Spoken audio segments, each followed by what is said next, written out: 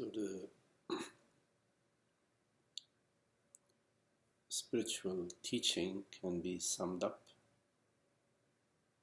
in the simple words, know thyself.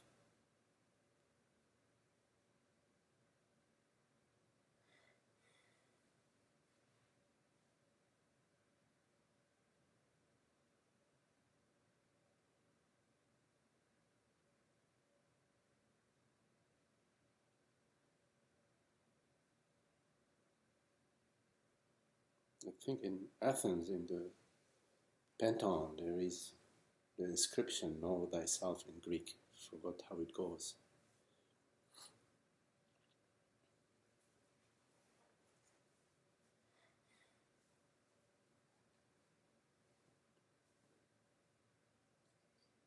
And to know thyself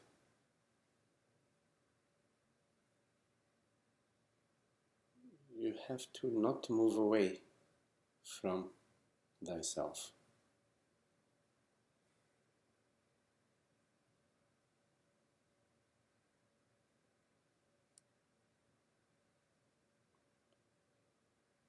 Because to know thyself, you don't go somewhere else, some other place, some other realm. To know thyself.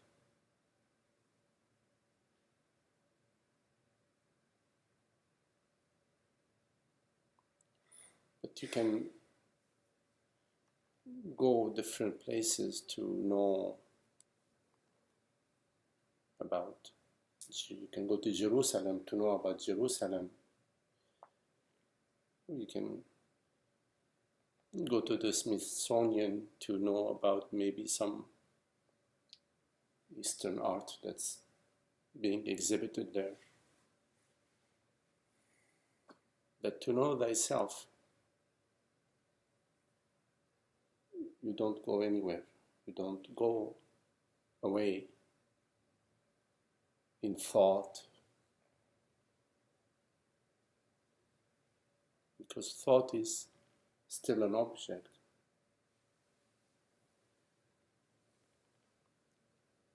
Or in sensation.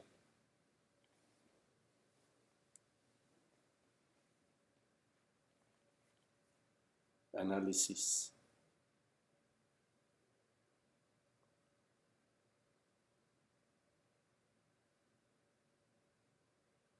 You don't go to the body to know yourself. You go to the body to know the body, to know some things about the body. How is the digestion? How is the respiration? How is the health of the body? You check, is the body needing rest right now? So you don't go to the body to know thyself, but only to find about the body.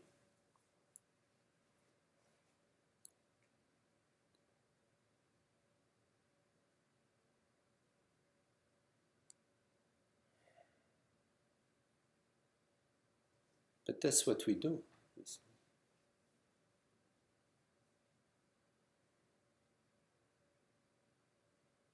When we say I am the body or I am the mind, then to know thyself, then we go to the body or we go to the mind to know thyself. We are going away from thyself in order to know thyself. This is why it is said to be still. Because stillness is not divided. It's not divided in thought. Stillness A as a result of thought A, stillness B as a result of thought B, stillness C. It's not like that. Stillness is not the result of thought. It is not segmented. It's not divided.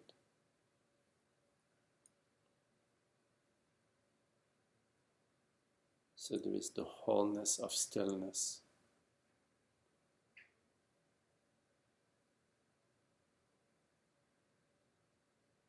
The peace of stillness. The seamlessness of stillness.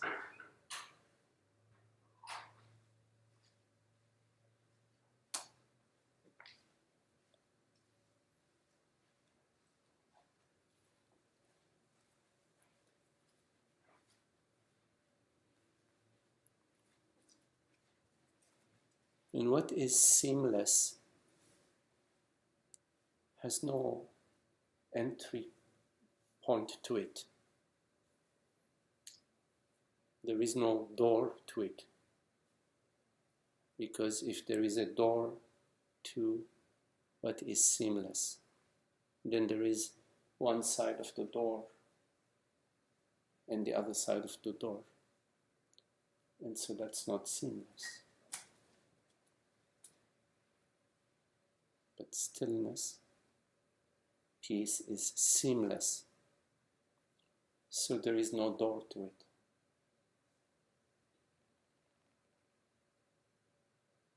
So if there is no door to it, then how do I enter?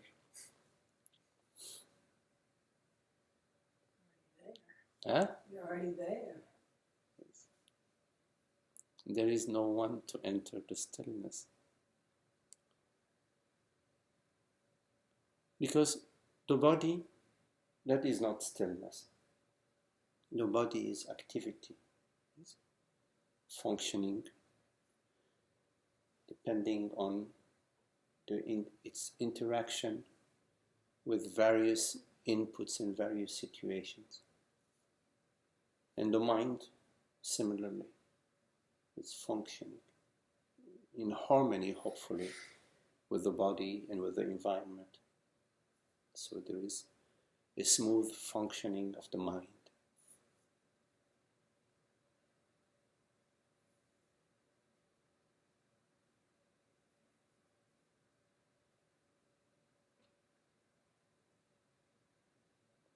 So the body and the mind are activities.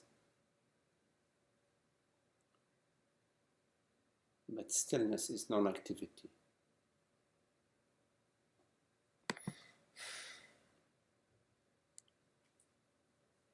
Activity cannot know non-activity.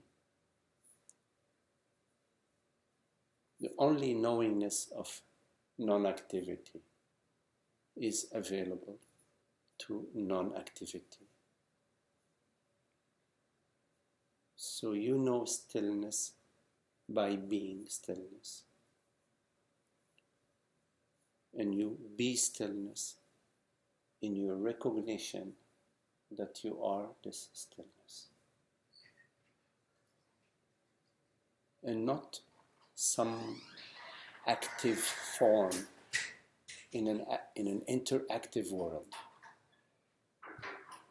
The active form in an interactive world is an appearance, into the vastness, into the stillness.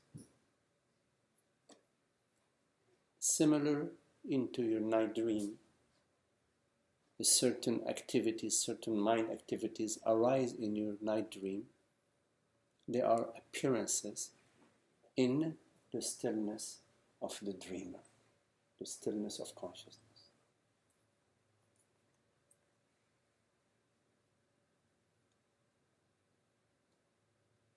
So you don't need to be looking for a door or for a way into the peace.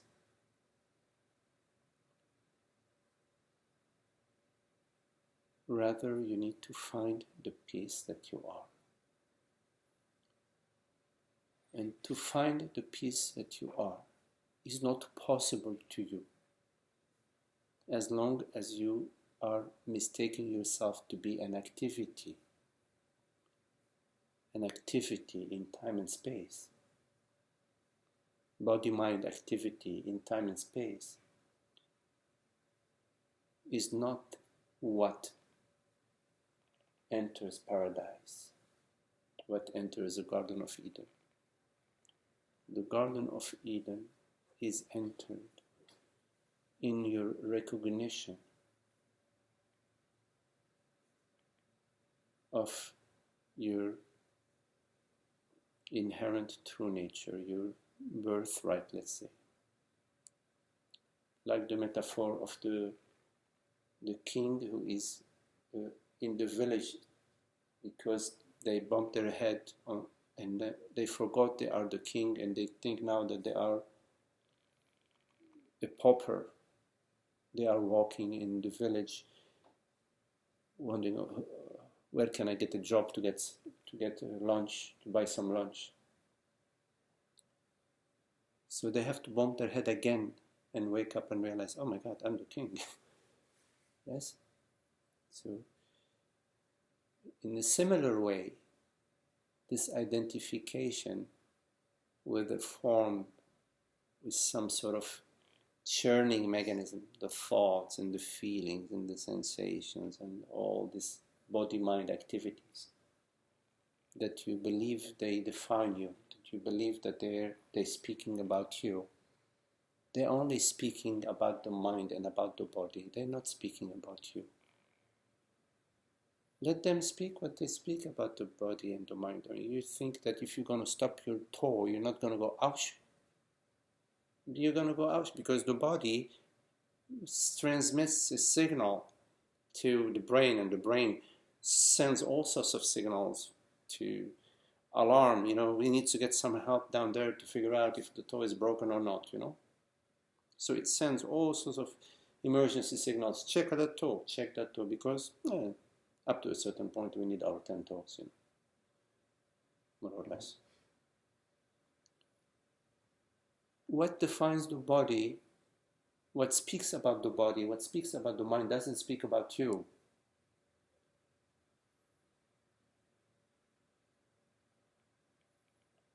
Of course, you are the manager of the body, of the mind, so you do your best with that. But we all know that it's going down to a flusher, it's going down to the tube, We know, so what's the big deal about that? We simply need to let it be and not define ourselves by the body-mind. Let's define ourselves instead by the reality. The reality that is beingness. I am is that your unquestionable reality is available to you to know. You know I am because you are that. That always is there. It's always I am. It's isness. Period. Never have we experienced non-isness. If we have experienced non-isness, that is also a proof of isness, because isness has to be there to witness this experience of non-isness.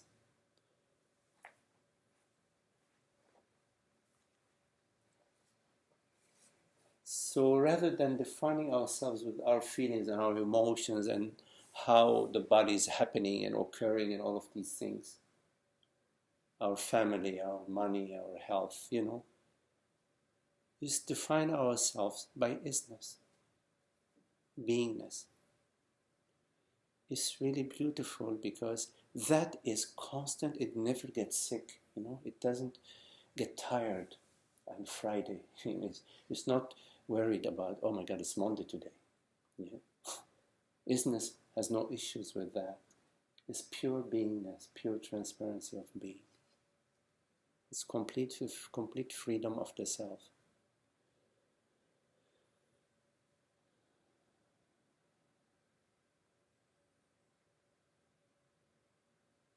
So know yourself is knowing the I am, the truth, the reality of I am. Not I am ... I am feeling like this, I am this person, what I was yesterday, how am I today compared to yesterday. Not that. That's not the I am. That is, I am something. I am something. The I am something, you can play that game, but it's not happy in the end. That something is going to be sinking. You have to jump on another boat, because every boat, after a while, it starts to rust, and there is a storm, it starts to leak. You need to jump on another boat. That's the I am something. But the I am is a formless self, eternal beingness. Yes? So watch when you are moving away from yourself. You are moving away from yourself. I am a mother, I am a sister, I am a brother, I am a father, I am a teacher, I am this, I am that. You're moving away from yourself. You can you can say that, but don't believe it. That's just in the dream. You can say, I am a carpenter, I am this, I am that, after you know yourself. Because then it doesn't matter. I am father, mother, brother, sister. I am all of it. I am divine freedom, the divine freedom. I shine onto all forms. I do not simply shine onto one form, and I am that one form. I shine upon all forms. Like the sun doesn't just shine on the moon. It's true, we only see the moon, but it's just this particular mind perception. In fact, the sun is shining in its wholeness, its completeness.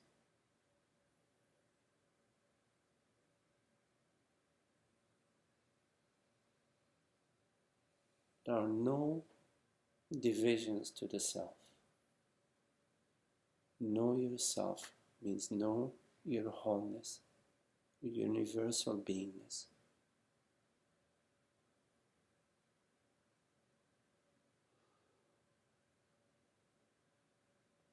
Keep coming back to that. You come back to that.